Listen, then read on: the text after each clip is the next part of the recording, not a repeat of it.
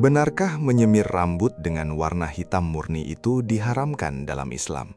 Ataukah selama ini banyak dari kita yang salah memahami hukumnya?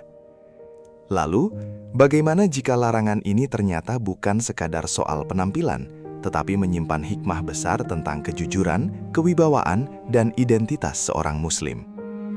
Yang lebih mengejutkan, jawaban itu justru bisa kita temukan dari kisah kecerdasan Abu Nawas, tokoh legendaris yang dengan retorika cerdasnya pernah membungkam seluruh istana dan membuka sudut pandang baru tentang aturan agama yang jarang dibahas. Assalamualaikum warahmatullahi wabarakatuh. Di video ini, kita akan mengupas tuntas hukum fikih tentang larangan semir rambut warna hitam berdasarkan sejarah, hadis sahih, dan pelajaran penuh hikmah dari kisah Abu Nawas yang inspiratif. Sebelum kita mulai, jangan lupa klik like, tulis pendapatmu di kolom komentar, dan subscribe agar tidak ketinggalan kajian fikih, sejarah Islam, dan kisah-kisah Islami penuh pelajaran lainnya. Tonton sampai akhir supaya kamu tidak gagal paham dan bisa memahami hikmah luar biasa di balik hukum yang satu ini. Sebuah hadis luhur menyebutkan bahwa uban adalah cahaya bagi seorang mukmin di hari kiamat kelak. Setiap helai rambut putih yang tumbuh dalam keadaan Islam adalah simbol kedewasaan, kebijaksanaan, dan pahala yang terus mengalir. Namun, ego manusia yang rapuh seringkali menolak cahaya tersebut. Ketakutan akan hilangnya masa muda dan memudarnya daya tarik fisik membuat banyak orang mengambil jalan pintas. Mereka menyamarkan ketuaan dengan warna hitam legam, menciptakan sebuah ilusi optik yang menipu pandangan sesama manusia, seolah-olah usia mereka terhenti pada masa kejayaannya. Disinilah hukum fikih masuk untuk memberikan garis batas yang tegas antara merawat diri dan menipu diri. Mewarnai rambut pada dasarnya adalah sunnah yang dianjurkan untuk membedakan diri dari kebiasaan kaum musyrikin di masa lalu. Namun dengan satu pengecualian besar yang sering diabaikan, dilarang keras menggunakan warna hitam murni. Para ulama salaf telah membahas larangan ini secara mendalam dalam berbagai literatur klasik. Mewarnai dengan inai merah atau katam diperbolehkan, namun warna hitam pekat membawa hukum yang berbeda karena mengandung unsur penipuan terhadap realitas usia. Mari kita putar waktu mundur menuju salah satu era paling gemilang dalam sejarah peradaban Islam, masa kekhalifahan Abbasiyah di bawah kepemimpinan yang masyhur. Di masa ini, Istana Baghdad bukan hanya menjadi pusat kekuasaan politik dan militer dunia, melainkan juga epicentrum peradaban, ilmu pengetahuan, gaya hidup, dan kemewahan. Di balik dinding istana yang dihiasi marmer dan emas, para pejabat, menteri, dan bangsawan hidup dalam standar estetika yang sangat tinggi. Penampilan fisik dan kegagahan adalah lambang status sosial yang harus terus dipertahankan bagaimanapun caranya. Di tengah segala kemegahan itu, seorang penguasa agung mulai merasakan keresahan yang tidak bisa diselesaikan oleh ribuan prajurit elit maupun gunungan harta kekayaan. Saat menatap bayangannya, ia melihat tamu tak diundang perlahan mulai menetap di rambut dan janggutnya yang dulu hitam lebat. Uban-uban putih mulai bermunculan sebagai saksi bisu atas usianya yang kian bertambah. Ada perasaan cemas yang manusiawi menyelinap di hatinya. Sebuah keengganan untuk melepaskan sisa-sisa kemudaan dan kegagahan fisiknya yang selama ini menjadi kebanggaan di hadapan para rakyat dan bawahannya. Kegelisahan mengenai penampilan ini melahirkan perdebatan hangat di lingkungan elit istana.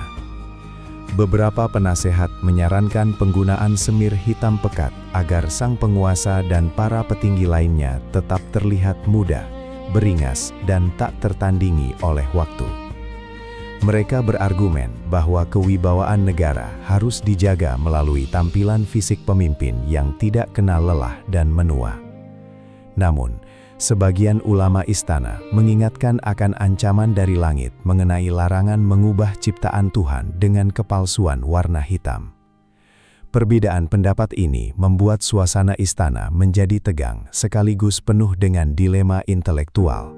Menghadapi perdebatan fikih yang rumit antara menjaga kewibawaan dan mematuhi batas syariat ini, sang khalifah menyadari bahwa ia membutuhkan lebih dari sekadar jawaban hitam dan putih. Ia membutuhkan penjelasan yang mampu menembus logika terdalam dan menyentuh kesadaran batin. Menyadari hal tersebut, khalifah mengutus pengawalnya untuk menjemput sosok paling eksentrik namun memiliki kecerdasan tak tertandingi di seantero Baghdad. Seseorang yang kata-katanya setajam pedang, metaforanya sedalam samudra, dan keberaniannya melampaui kebiasaan para cendekiawan istana yang hanya pandai mencari muka. Maka diundanglah sang penyair cerdik yang legendaris. Dia bukanlah seorang ahli fikih dengan pakaian kebesaran sutra ataupun perhiasan emas yang menjuntai. Ia hanyalah sosok yang selalu tampil apa adanya, hidup dalam kesederhanaan yang menolak gemerlap duniawi. Namun, di balik penampilannya yang sering dianggap sebelah mata oleh kaum bangsawan, tersimpan lautan hikmah yang luas dan ketajaman analisis yang mampu membungkam ribuan filsuf. Kedatangannya di balairung istana yang dipenuhi sutra dan permata langsung menghadirkan aura yang berbeda, sebuah pertarungan antara kesederhanaan pikiran dan kemewahan ilusi. Di tengah keheningan aula yang megah, khalifah menatap penyair jenaka tersebut dengan pandangan penuh selidik. Tanpa basa-basi yang membuang waktu, pertanyaan inti langsung dilontarkan. Khalifah meminta pendapat sang penyair mengenai hukum menyemir uban dengan warna hitam murni yang sedang menjadi perdebatan sengit para penasehatnya. Apakah hal tersebut murni sebuah larangan mutlak dari agama, ataukah ada pembenaran akal yang bisa diterima demi menjaga kehormatan dan estetika di mata para rakyat jelata? Seluruh hadirin menahan napas, menanti jawaban apa yang akan keluar dari lisan sang maestro retorika. Alih-alih langsung membacakan dalil fikih yang kaku seperti ulama istana pada umumnya, sang penyair cerdas ini hanya tersenyum simpul. Ia tahu bahwa dalil tanpa analogi yang mengena hanya akan menjadi teori yang masuk telinga kanan dan keluar telinga kiri.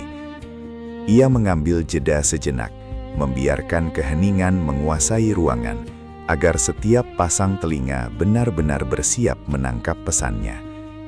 Dengan suara yang tenang namun menggema di seluruh sudut dinding marmer, ia mulai merangkai kata-kata yang bukan sekadar jawaban, melainkan sebuah tamparan halus bagi siapapun yang takut menjadi tua.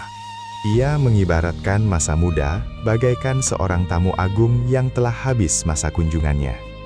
Ketika tamu itu pamit untuk pergi, sang tuan rumah yang serakah menangis dan mencoba menahannya secara paksa dengan berbagai tipu daya. Sementara itu, uban putih diibaratkan sebagai utusan resmi yang dikirim langsung oleh Tuhan.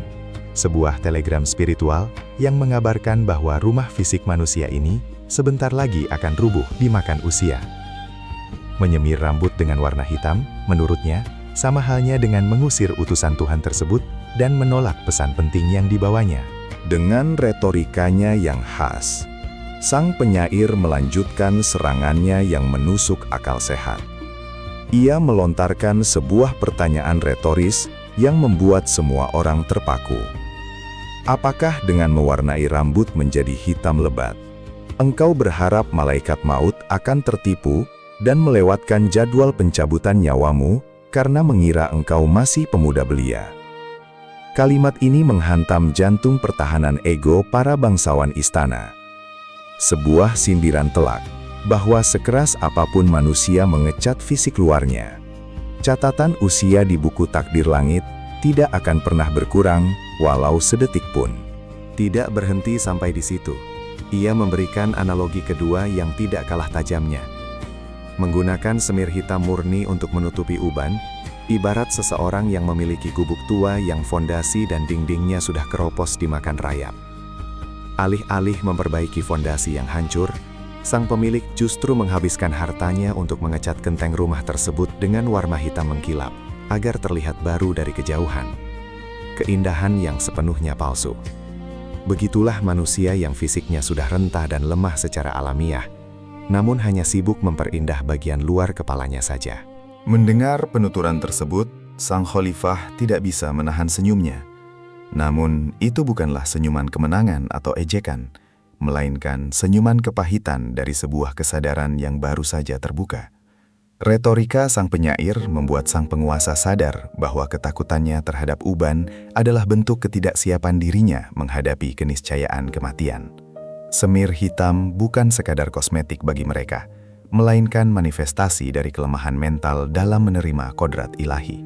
Ruangan Balairum berubah hening.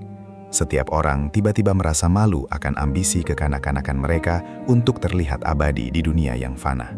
Setelah meluluhkan ego istana dengan metaforanya, kini saatnya membahas fondasi syariat yang lebih serius. Pelarangan semir rambut hitam pekat di dalam fikih Islam berakar dari sebuah konsep yang disebut tadlis, yang berarti penipuan atau pemalsuan identitas. Ketika seseorang menyemir rambutnya menjadi hitam murni, ia sedang memanipulasi informasi visual yang dapat menyesatkan orang lain. Hal ini sangat dilarang keras, terutama jika tujuannya adalah untuk menarik perhatian lawan jenis, memanipulasi persepsi usia dalam urusan pernikahan, atau sekedar memuaskan rasa sombong akan penampilan fisik semata. Sebagai contoh kasus yang sangat dijaga oleh hukum Islam adalah ketika seorang pria yang sudah berusia lanjut ingin melamar seorang gadis muda. Dengan rambut dan janggut yang disemir hitam pekat, ia tampak seperti pria dewasa muda yang penuh vitalitas. Ketika pernikahan dilangsungkan dan warna aslinya terungkap seiring berjalannya waktu, ini dikategorikan sebagai kebohongan yang merugikan pihak keluarga wanita. Agama Islam sangat menjunjung tinggi nilai kejujuran dan transparansi dalam setiap aspek interaksi sosial, dan mengharamkan segala bentuk kosmetik yang menutupi hakikat kebenaran yang fatal. Meski demikian, hukum fikih Islam tidaklah buta dan kaku tanpa melihat konteks keadaan yang mendasarinya. Sang penyair cerdas kembali mengangkat tangannya, menegaskan bahwa ada satu kondisi istimewa, sebuah pengecualian mutlak, di mana mewarnai rambut dengan hitam legam tidak hanya diperbolehkan, namun justru sangat dianjurkan, bahkan bernilai ibadah. Kondisi ini membuat para penasehat istana kembali saling berpandangan dengan penuh tanda tanya. Pengecualian apakah yang mampu mengubah hukum dari yang tadinya terlarang karena penipuan, menjadi sesuatu yang disunahkan demi kebaikan? Satu-satunya pengecualian syariat yang melegalkan penggunaan semir hitam adalah ketika berada di medan pertempuran, jihad fisabilillah. Dalam kondisi perang, strategi psikologis atau perang urat saraf sama pentingnya dengan adu pedang. Pasukan militer Islam, khususnya para veteran yang sudah berusia lanjut dan beruban, diizinkan mewarnai rambut dan janggut mereka menjadi hitam pekat. Tujuannya sangat jelas, untuk memunculkan aura intimidasi dan gentar di hati pasukan musuh. Penipuan visual di medan perang adalah bagian dari strategi taktik yang sah demi memenangkan pertempuran. Bayangkan mental pasukan musuh yang berdiri di seberang medan laga. Ketika mereka melihat barisan pasukan yang tidak memiliki satupun uban putih, mereka akan berasumsi bahwa mereka sedang berhadapan dengan ribuan pemuda kuat yang berada pada puncak stamina fisiknya. Ilusi visual ini secara efektif akan meruntuhkan moral dan semangat tempur lawan sebelum pedang sempat diayunkan. Disinilah letak kejeniusan hukum Islam, menempatkan tipu daya pada tempatnya yang paling strategis, bukan untuk memuaskan ego di depan cermin, melainkan untuk menegakkan panji-panji kehormatan negara. Kembali ke Balairung Istana, sang penyair menutup penjelasannya dengan sebuah kesimpulan yang sangat mematikan. Ia berkata dengan nada tenang namun tajam, bahwa jika kalian berada di medan perang melawan musuh agama, maka hitamkanlah rambut kalian agar musuh ketakutan. Namun, jika kalian hanya duduk diam di istana emas ini, dikelilingi dayang-dayang dan pelayan istana, lalu untuk siapakah kalian menghitamkan rambut? Apakah kalian ingin menipu para istri kalian sendiri, atau sekadar menipu diri kalian sendiri di depan cermin? Kalimat ini menjadi palu godam bagi ego istana. Islam bukanlah agama yang menentang keindahan dan kerapian sama sekali. Bagi mereka yang merasa tidak nyaman dengan uban putihnya, namun tidak sedang berada di medan perang, syariat memberikan solusi jalan tengah yang bijak. Ulama memperbolehkan mewarnai rambut menggunakan bahan alami seperti inai, henna yang memberikan rona merah, atau daun katam yang memberikan warna kecoklatan gelap namun tidak mencapai warna hitam gagak murni. Dengan warna-warna alternatif ini, kerapian fisik tetap terjaga dengan baik tanpa harus melanggar batas kepatutan dan kejujuran usia. Penjelasan retoris yang panjang dan berbobot itu akhirnya meruntuhkan kerasnya hati sang penguasa. Ia menyadari satu hal fundamental. Kebijaksanaan sejati bukanlah tentang seberapa keras kita menolak ketuaan, melainkan seberapa ikhlas kita menerimanya dengan penuh wibawa. Tidak ada lagi rasa takut yang menghantuinya terkait helai-helai putih di kepalanya. Sang penguasa justru merasa dibebaskan dari rantai ilusi fisik yang selama ini membelenggu batinnya. Uban di kepalanya kini dipandang bukan sebagai musuh yang harus dihancurkan, melainkan sebagai mahkota kehormatan baru yang dianugerahkan oleh Sang Pencipta. Sebagai bentuk apresiasi atas kejujuran dan kecerdasan analisis tersebut, Khalifah memberikan penghormatan dan hadiah yang pantas kepada sang penyair. Di istana yang dipenuhi para penjilat yang hanya berani berkata apa yang ingin didengar oleh telinga penguasa, keberanian untuk menyuarakan kebenaran syariat dengan balutan metafora jenaka adalah sebuah permata langka. Sang penyair telah membuktikan bahwa ilmu agama yang disampaikan dengan metode sastra yang menyentuh akal dan hati jauh lebih efektif dalam mengubah kebiasaan buruk daripada sekadar doktrin kaku yang penuh amarah. Jika kita merenung lebih dalam lagi, larangan menyemir dengan warna hitam ini mengandung filosofi eksistensial yang sangat mendalam bagi psikologi manusia. Uban adalah pengingat harian yang dikirim secara gratis agar manusia tidak terlalu tenggelam dalam kesombongan dunia yang fana ini. Ia adalah alarm biologis yang mengingatkan bahwa sekuat apapun tubuh memanjat kesuksesan, pada akhirnya ia akan kembali menjadi tanah yang lemah. Menerima tumbuhnya uban berarti berdamai dengan kenyataan bahwa perjalanan hidup ini bergerak menuju satu tujuan akhir yang tak terelakkan. Tragisnya, peradaban masa kini telah memutarbalikkan nilai-nilai luhur tersebut. Menua kini dianggap sebagai sebuah penyakit yang harus diobati dengan berbagai prosedur estetika instan, dan kematian dianggap sebagai topik tabu yang harus dihindari dari pikiran. Industri kecantikan meraup keuntungan luar biasa dari ketidakamanan dan ketakutan manusia terhadap proses penuaan alaminya sendiri. Pesan-pesan peringatan dari langit dengan cepat dihapus oleh bahan-bahan kimia pewarna hitam di salon-salon kecantikan, meninggalkan kekosongan spiritual di balik penampilan fisik yang diklaim sebagai awet muda abadi. Mereka lupa pada pepatah bijak yang menyatakan bahwa menyembunyikan uban sama halnya dengan merusak jam pasir yang sedang mengalir. Anda mungkin tidak lagi melihat sisa pasir yang terus turun, namun hal itu sama sekali tidak menghentikan jatuhnya pasir tersebut. Menyemir rambut menjadi hitam murni hanyalah perbuatan menipu diri sendiri demi mendapatkan pujian sesaat dari manusia lain yang umurnya juga sedang bergerak menuju liang lahat. Kegagahan sejati tidak terletak pada warna rambut yang hitam, melainkan pada kebersihan hati yang menua dalam ketaatan. Sang penyair cerdas kita pun melangkah pergi, meninggalkan gemerlap istana dengan hati yang ringan.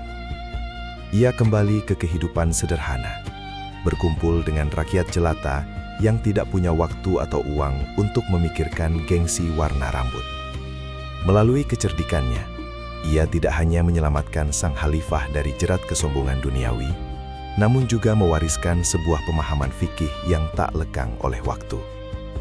Pemahaman yang mengajarkan kita kapan harus tampil garang menakutkan musuh, dan kapan harus menunduk patuh menerima takdir kelemahan manusiawi di hadapan Tuhan semesta alam. Keindahan sejati dalam kacamata Islam pada akhirnya terletak pada kesesuaian antara lahir dan batin. Rambut putih adalah mahkota bagi jiwa yang telah banyak melewati ujian kehidupan.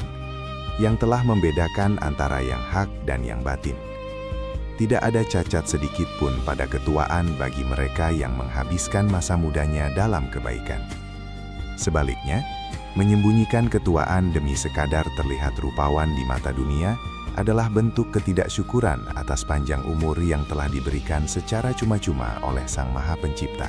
Oleh karena itu, biarkanlah cahaya itu tetap bersinar di kepala dan janggutmu. Jangan padamkan peringatan langit tersebut dengan sapuan warna hitam pekat yang menipu. Jika memang perlu merapikan dan menghias diri, gunakanlah jalan yang diizinkan syariat melalui warna-warna kemerahan atau kecoklatan yang jujur. Jadikanlah setiap helai uban sebagai pengingat untuk memperbanyak bekal kebaikan, memperbaiki kualitas ibadah, dan membersihkan sisa-sisa kesombongan masa muda yang masih bersembunyi di sudut relung hati yang paling gelap. Kisah dari Istana Baghdad dan jawaban telak dari sang penyair jenaka ini mengajarkan kita satu pelajaran paling fundamental tentang hakikat eksistensi. Bahwa pemuda sejati bukanlah mereka yang memiliki rambut hitam berkilau tanpa cacat, melainkan mereka yang memiliki kelapangan dada seluas samudra untuk menerima ketentuan takdirnya. Menua adalah pasti, namun mendewasa dengan kehormatan dan kejujuran adalah sebuah pilihan. Mari kita rawat cahaya hari kiamat di kepala kita dengan rasa bangga, tanpa perlu repot-repot menyogok malaikat kematian dengan semir hitam palsu. Semoga kisah Abu Nawas dan pembahasan tentang hukum semir rambut hitam ini bisa menambah wawasan, memperkuat iman, dan membuat kita lebih bijak dalam memahami ajaran Islam. Ternyata, di balik uban yang memutih, ada pelajaran tentang kejujuran, kehormatan, dan ketakwaan yang seringkali terlupakan. Jika kamu merasa video ini bermanfaat, jangan lupa bantu channel ini dengan klik like, tulis pendapat atau pengalamanmu di kolom komentar, dan subscribe agar tidak ketinggalan kajian fikih, sejarah Islam, serta kisah-kisah penuh hikmah lainnya. Terima kasih sudah menonton sampai akhir. Wassalamualaikum warahmatullahi wabarakatuh.